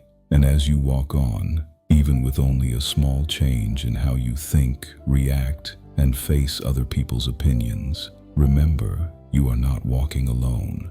The one speaking to you now is the same one who will go with you in every hidden choice. I will bring these words back to your mind at the very moment you are about to slip into your old way of living. I will stir a holy discomfort in you whenever you start to let opinion rule you again, not to crush you with guilt, but to remind you that you were called to something deeper, stronger, and more beautiful than that. And little by little, as your heart is guarded, your ears grow selective, and your focus is rightly set, the harvest I spoke of will begin to take shape, not loudly, not for show, but clearly and surely. When you dare to choose my voice over the world's noise, something gentle yet profound happens in your heart. The spiritual doors you thought were locked begin to open one by one, not because you suddenly became more worthy, but because you are now standing in the right place to see my hand at work. There are opportunities I prepared for you long ago. Only when you stop bowing to opinion and turn your face back to me will you realize they were always there, waiting. You will sense that it is no accident when someone appears to support you, no coincidence when an invitation arrives, no chance that new crossroads open along your path. These are my quiet fingerprints. I will instruct you and teach you in the way you should go. I will counsel you with my eye upon you. Psalm 32:8. And when my eye is upon you, no door I open can ever be closed again by slander or criticism. But when you step into a season of open doors, that is exactly when you must guard your heart more carefully than ever, because the enemy will not release you simply because you chose me. It will look for another way to pull you out of focus, sometimes using things that seem perfectly reasonable. It will whisper that you should pause a little just to relax, compromise a little just to make life easier, slow down into a kind of resignation so you clash less with public opinion. Days that look the same repeat. Work sweeps you into its cycle. Conversations lead nowhere. Hours dissolve in front of a screen. It all feels like a thin mist. But let it settle over your heart too long and the flame I kindled in you slowly dims. You will not notice at once. The fire does not die in one fierce gust, but in 1,000 soft breezes of distraction. I remind you of this, not to blame you, but to wake you, so you guard what is most precious, the burning devotion of your heart for me. Above all else, guard your heart, for everything you do flows from it. Proverbs 4:23. Keep your heart, and you can keep your whole path. This is not a season for walking without direction. It is a season in which I want to lead you step by step in my light. You were not made to grope through the dark, guessing your way, forever afraid of being wrong. I have placed my spirit within you, not as an abstract idea, but as a real comforter and guide. In the moments you feel torn over a choice, unsure whether to go left or right, to continue or to stop, if you grow still long enough to turn and ask me, you will find I am gently inclining your heart toward the right path. I do not lead by thunder, but by a quiet inner voice, a prompting that makes you restless about what does not belong to you and gives you deep peace about what I have prepared. Your word is a lamp to my feet and a light to my path. Psalm 119:105. Not to be kept as a token, but to actually shine on each step. Walk in my presence, and you will discover you no longer have to live by guesswork, but by the gentle assurance that I am walking beside you. I know there are seasons when you feel you are merely existing rather than truly living. Every day the same, dreams standing still, promises seeming delayed. I know there are nights you lie down and quietly ask, Lord, is this enough? Am I really on the right path, or just consoling myself? In those moments, the voice of giving up sounds loudest, and weariness presses on your chest like a stone, trying to pin you down until you no longer want to try. But right at the border between wanting to quit and rising one more time, heaven watches you most closely. This is not a full stop, it is a colon, opening into the next part of the story. What you are going through is not a wall at the road's end, but a disguised door. I let you reach the limit of your endurance, not to break you, but so you can see clearly where your strength ends and my grace begins. Do not be quick to conclude the story before I have set my pen to the final line. There are things coming into your life that you cannot yet imagine, just as a child who has only ever seen a small pond cannot grasp the width of the sea. I am preparing works, relationships, doors, and opportunities so vast that if I described them all now, your mind could not hold them. So instead of straining to figure everything out, learn to trust more deeply. I do not call you to explain every detail of my ways. I call you to walk in obedience even before you understand. You may not know why I seem slow, why I am silent, why the road sometimes winds and climbs, but you can choose to believe I am never careless with a single detail. For my thoughts are not your thoughts, neither are your ways my ways. Isaiah 55:8. These words are not meant to stop you from thinking, but to show you the limits of your reasoning so you can lean fully on my will. Do not let your heart be drained dry by questions I have not yet promised to answer. Do not let small details make you doubt the whole of my heart for you. Keep circling the question why, and you will wear yourself out. Begin to ask, Lord, what do you want me to learn in this? And you will begin to grow. I do not promise that every question will be explained in this life, but I do promise that nothing you entrust to me in faith will ever be wasted. The things you do not understand today, I will weave together later, so that one day, looking back, you will whisper through tears, so I never lost even a single piece of my life. In that moment, you will thank me, not only for answering your prayers, but because the prayers you thought were forgotten became the foundation for things you never even dared to ask. Hold firmly to this. I have not only made promises to you, I have already begun to fulfill them. If your spiritual eyes were opened, you would see quiet movements all around. People I am slowly drawing closer, old doors closing so new paths can appear, dreams that seemed dead rising gently again in your heart. This is not positive thinking. It is the sign that I am actively moving in your life. He who began a good work in you will carry it on to completion. Philippians 1:6. I do not begin only to abandon halfway. You may pause because you are tired, but I do not stop. You may not see the future, but I see the whole journey. What I ask is not perfection, but daily faithfulness. In ordinary mornings, in quiet hours of work, in hidden moments no one sees, where you still choose to live honestly before me. So do not strain to make yourself worthy of the promise. Instead, immerse yourself in my presence and be renewed. When you are weak, speak to me. Do not hide. When you are afraid, call my name. Do not run away.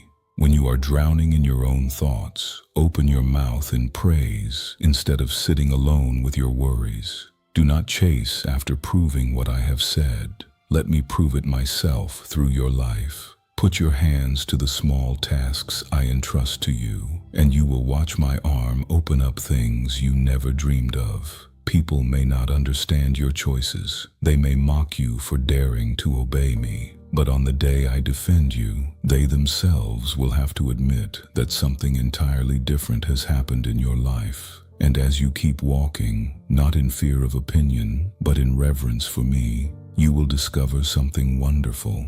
What matters most is no longer where you stand in others' eyes, but whether you stand in the right place in mine. Then every door I open will no longer be a reason to fret over what people think, but an opportunity to pour out your heart to me by walking through it faithfully and humbly. You will no longer live afraid that doors will slam shut, because you will know your life is not decided by anyone else's hand, but by mine. The hand that began is continuing and will complete everything I have spoken over you. What is happening around you is not random or meaningless. I have stirred the heavens and set the unseen realm in motion. I have sent help ahead of you to prepare the way in places you cannot reach and to arrange details your mind could never control. All so that the time I appointed for your life may be fulfilled, and what I spoke in secret may be revealed in the open. While you are still bewildered by your circumstances, I have already been changing the landscape where your eyes cannot see. I have touched the hearts of people you have never met. I have shifted the scenery, opening paths where everything once seemed shut. Now the only thing I am looking for in you is not extraordinary strength or superior wisdom, but a heart still willing to listen, a mind still willing to soften before me, a soul that refuses to let disappointment and weariness quietly choke the faith you first had. I need you to stay in fellowship with me, Not because I lack anything, but because if you cut yourself off from the source of life, then even with everything arranged, you could still miss it, simply because you are no longer sensitive enough to recognize it.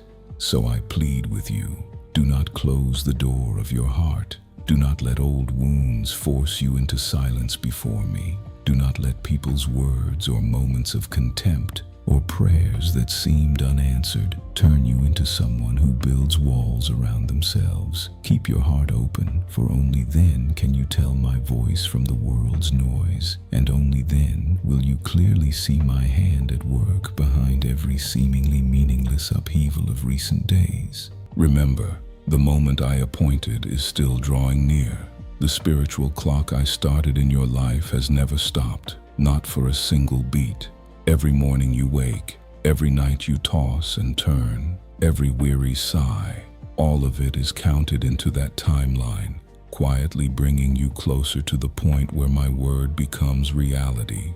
And when that day comes, when your eyes finally see what you have carried only as fragile hope, you will be astonished to find that not one time you knelt was unnecessary. Not one sleepless night was wasted. Not one cry of anguish fell into an empty void. Everything has been gathered, pressed down, accumulated like water rising behind a dam, waiting only for me to say, "It is time." And then it will burst forth as a flood of blessing over you. You will look back and understand why I allowed the delays, the detours, the moments you felt abandoned. They trained your soul, making it deep enough to hold what I am about to give. For a great promise laid on a shallow heart only shatters the person. But a great promise set on a heart refined by fire becomes a blessing to many. I have not led you down a long road only to leave you standing at the finish line. I have not carried you through winding seasons of testing, through misunderstanding, through doors slammed in your face, only to abandon you beside the wall of the promise. That is not who I am. I begin, and I also complete. I am not a builder who leaves a house half finished on cold ground. If today you are still alive, still longing, still stirred whenever you hear my name, that is the sign that I have not finished your story, that the next chapter is still being written, that you are not a minor character scratched out halfway through. So do not surrender to weariness. Do not let lukewarmness slowly erode what is still beautiful in you. I know there have been moments you wanted to shut every door, to stop believing, stop hoping, stop expecting, just so you would never hurt again. But if you let your soul freeze like that, you become the very one who tears down the bridge to the harvest you watered with your own tears. I have seen many come close to the tipping point of a miracle, and then, because of a few cutting words, a few cold looks, a few prayers that seemed ignored, accept a compromise and take an easier but wrong path, so that what I longed to give them stayed forever in the realm of not yet. I do not want that for you. I do not want to watch the child I love, who walked with me through so many barren seasons, turn away just as the sky is beginning to gather rain. So I remind you, grip my hand more tightly. Tune your ears to my voice above every other sound. Keep a heart that can still tremble when it hears what belongs to me. Do not let indifference cover over your first love. Do not let the fire die into cold ash just because you are tired of waiting. If you have no strength to run, slow your pace, but do not leave the ranks. If you have no strength to speak, sigh to me, but do not walk away in silence. If your tears outnumber your words, let those tears be your cry in place of your mouth. I do not need polished prayers. I need sincerity. For wherever there is honesty, I still have room to work. Remember, coldness never arrives all at once. It slips in little by little, through small compromises, through moments you let yourself avoid me, through choices where you set human opinion above my word. So today, gently but firmly, guard your heart, for from it flow all the issues of life. If you can keep a heart burning in a world grown cold, you will become the place where I kindle fire for many others. If you dare to stand firm while the crowd wavers, you will be living proof that I truly can transform a life that clings to me to the very end. And it is precisely when you decide not to let discouragement and coldness steal your portion that you will see the doors I have spoken of so often begin to open, not because you force them, but because my own hand opens them for the child who chose to trust me all the way. Right now, as you sit here and let your heart open to these words, you may not realize this is not just a few minutes passing among countless other things. It is a very special moment in your spiritual life, a moment when the unseen realm draws near to your reality, when I quietly step into this small space to ask you a deeply personal question. Do you still want to walk on with me? I am not looking for great feats. I am not waiting for something loud and impressive. I am simply asking whether there is still a small yes in your heart for me. And so that this yes does not stay only in your thoughts, I invite you to use the very hands holding your phone, touching the screen, as a visible sign of what is happening invisibly. Respond to me with a simple action that carries spiritual meaning. You can choose to subscribe and stay connected here as a way of saying, I am still here, I am still listening, I still choose to remain in what you are speaking. To others, it may look like an ordinary tap. To me, it is a seal in your soul. Like the memorial stones my people once set up wherever I had done something among them, so they would always remember. It was right here that the Lord met me.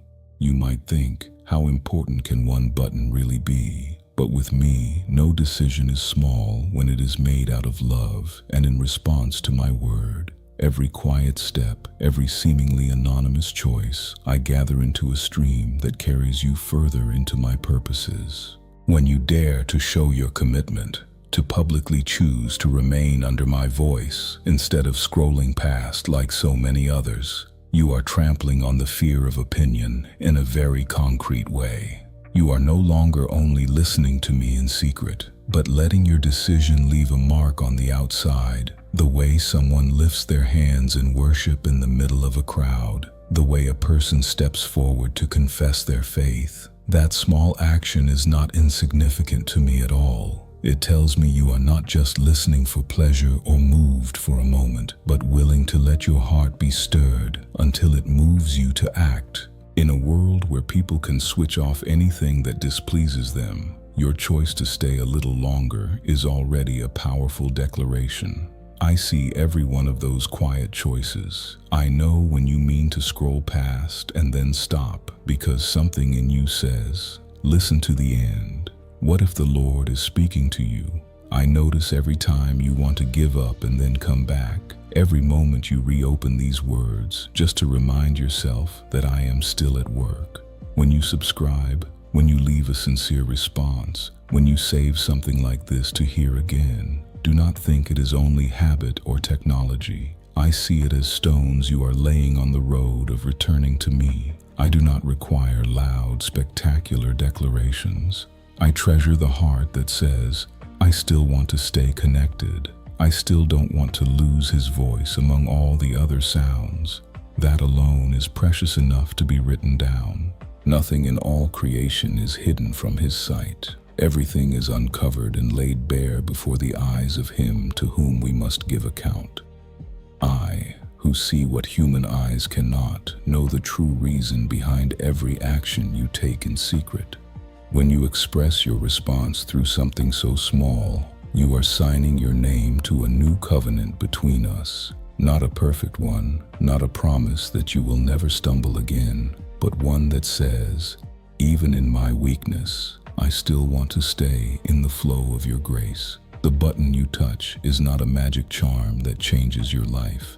It is a sign for you to remember that, in a very ordinary moment, you decided not to turn your back on the call. One day, when your heart is shaken and you again find yourself afraid of what people think, You will need such markers to remind you. My heart once chose the Lord, and that day I dared to show it. So today I will choose Him again. I do not use outward gestures to measure your worth. I use them as a point of leverage to lift you, because I know you are dust, that you need things your physical eyes can see to remember what your spiritual eyes have seen. To me, a single touch is not just a movement on a screen. It is the picture of a deep decision, for wherever your hand reaches, your heart is already moving. The world pulls your hand in every direction, inviting you to touch endless content that drags your spirit away from me. Today I invite you to use that same familiar gesture to turn back. You are not touching something useless. You are touching what softens your heart and stirs your faith again. When you do it with the awareness, I'm doing this because I want to cooperate with what God is speaking. I want to stay connected to the source that feeds my soul. That act becomes a wordless prayer in the middle of 1,000 things competing for your attention. I delight to see you offer a portion of that attention to me, for that is the portion I use to sow new seeds in your heart. I speak to you as a gentle father. Do not despise small choices. The doors I open in the spiritual realm are often pushed wide by things that seem very small. One day you will realize that the great turning points of your life did not begin with noisy events, but with an ordinary evening when you listened and quietly nodded your agreement with me. Today can be such a day when you decide not just to listen and move on, but to mark in your heart, I want to continue this journey. With that, you take one more step out of the fear of opinion and one step closer to the moment when I defend you and lift you up. Others may not notice, but I, the one who called you by your very name, take note of it all. Your Father, who sees what is done in secret, will reward you. And I reward not only with material things, but with inner renewal, with strength, with peace, and with clear direction for the days ahead. So if you feel a gentle stirring in your heart right now, do not quench it. Do not say, maybe next time. Do not let embarrassment or the habit of scrolling past everything pull you out of this moment. Respond to me in your own way. A touch, a word of confession, a decision to keep this so you can return to it. As long as it comes from honesty, I understand the meaning behind it. I cherish it when you choose to stay a few minutes longer, even when your mind wants to wander. When you say in your heart, I will not leave you halfway again. I want to go with you to the end. That alone gives me reason to pour out what I have long prepared. Nothing you do out of love for me is ever wasted, not even a hidden act no one praises. When you choose to stand firm, to keep listening, to keep believing, you open over your life a new stream of water that connects what I have spoken with what is about to unfold. From that hidden place, I will lead you farther than you imagine, and one day, looking back, you will see that the first step of a whole new season was marked by a simple decision you thought meant nothing. The decision to remain under my word. The decision not to let the fear of people grow stronger than your longing to be near me. And I, your Lord, who sees to the very bottom of your heart, will never forget a single choice you made just to belong to me a little more.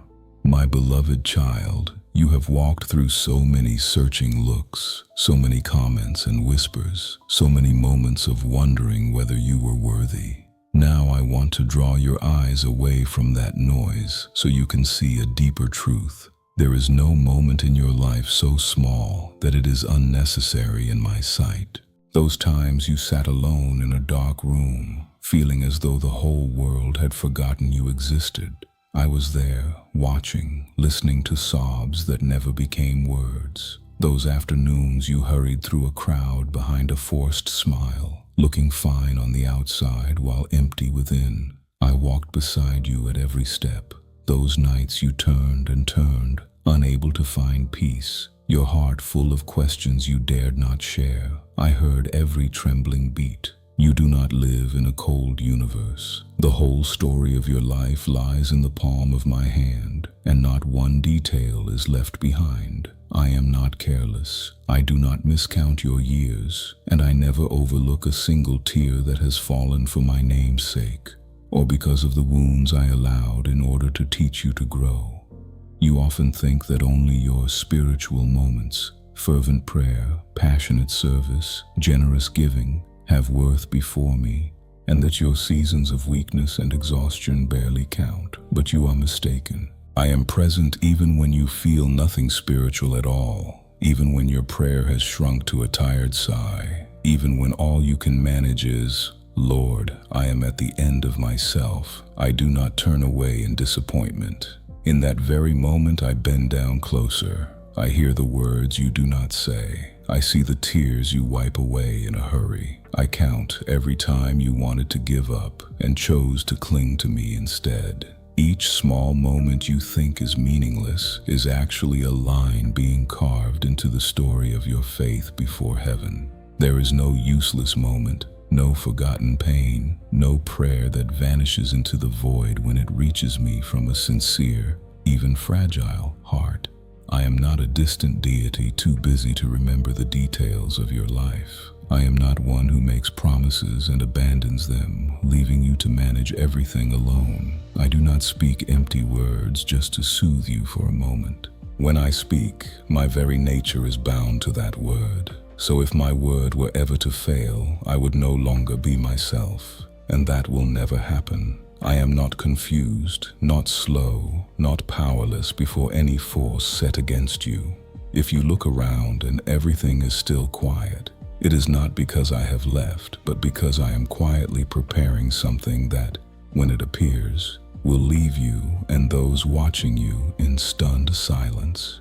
I am weaving, turning, rearranging the things you think are unrelated, so that suddenly, in a moment of my choosing, they come together into a new picture of your life, one you never dared to imagine. So keep your ears open. Do not let negative voices, harsh verdicts, or old memories of failure crowd the inner space until there is no room left for my voice. I do not speak only in unusual moments. I often whisper through very ordinary things. A verse rising suddenly in your mind, a song that touches the painful place without warning, a friend who happens to speak straight into what you are hiding. This is how I gently nudge your soul.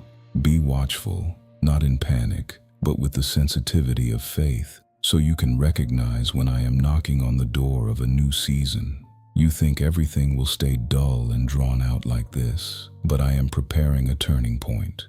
Do not let weariness make your ears heavy. Ask me to anoint your heart so you can hear every spiritual shift moving around you. What I am about to do in your life will not be a small patch or a minor adjustment, but a deep shift, so profound that, looking back, you will see a clear boundary between before and after. I do not upgrade your life the way people update software. I reshape the way you see me, the way you see yourself, and the way you understand the meaning of your life. There will be people who witness this turning point and still try to explain it away as luck, coincidence, your own effort, lucky circumstances, or someone's help. But deep within, you will know that an unseen hand intervened. I will act in such a way that no one, not even you, can boast. It was by my own strength. What I do will carry the unmistakable mark of grace, greater than your ability, beyond your expectation, surpassing the limits others placed on you, and breaking even the boundaries you unknowingly built around yourself. You will see that there were doors you knocked on until your knuckles were raw, yet they stayed closed. Relationships you begged to keep that still broke apart. Opportunities you clung to that slipped through your fingers. You sat alone and concluded you were a failure, that your life was cursed, that I favored others over you. But you were looking from below, while I see from above. I knew who you would become if those doors had opened just as you wished. There were connections that would have pulled you far from me, positions that would have fed your pride, successes that would have convinced you that you no longer needed me. So even as you wept and prayed, I had to say no. And the no of yesterday has become a rescue you did not understand at the time. I blocked many of the paths you meant to take, not because I am harsh, but because I refuse to let you wander into beautifully decorated dead ends. The enemy is skilled at building roads that look bright and glamorous. Fame, applause, the feeling of belonging, of being admired and recognized, while deep inside, they pull your soul away from its true place of safety. I am not willing to trade your soul just so you won't feel inferior to the world. I would rather let you pass through seasons of disappointment, of staggering, of opportunities seemingly lost, than allow you through a door that would burn up everything I have been sowing in you all this time. Have you noticed that after each closed door, even when your heart ached, you still had me? And then, over time, new pieces appeared. A healthier relationship, a more peaceful direction, an environment more in tune with the nature I placed in you. At that point, you began to dimly sense that the past breakdowns were not meaningless after all. They were like speed limit signs on the road, warning you not to rush ahead on instinct and crash into a wall you could not see. I have been quietly correcting your course, turning your steps, cutting away and adding in, like a patient potter shaping clay into the form he desires. What I am preparing is not merely an easier door, but the right door. Right for your calling, your temperament, the gifts I gave you, and above all, right for my eternal purpose for your soul. I do not want you to enter places that only make you feel a little less inferior for a moment. I want to bring you where you live in agreement with what I spoke over you from the very beginning. So do not measure your worth by how many doors people open for you. Learn instead to look toward the door I am preparing. The door that, when you walk through it, will free you from ever again straining to prove who you are, because my presence on your life will speak for itself.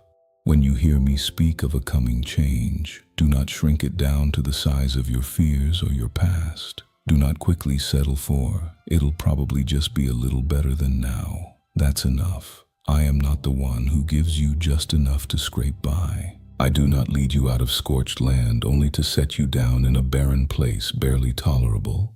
I bring you into a space where your soul can grow, breathe, and bear fruit. Everything I do has this purpose, to restore my image in you, not merely to patch the torn places on the outside. And when my appointed time comes, you will not need to impress anyone, because my intervention itself will be the greatest testimony.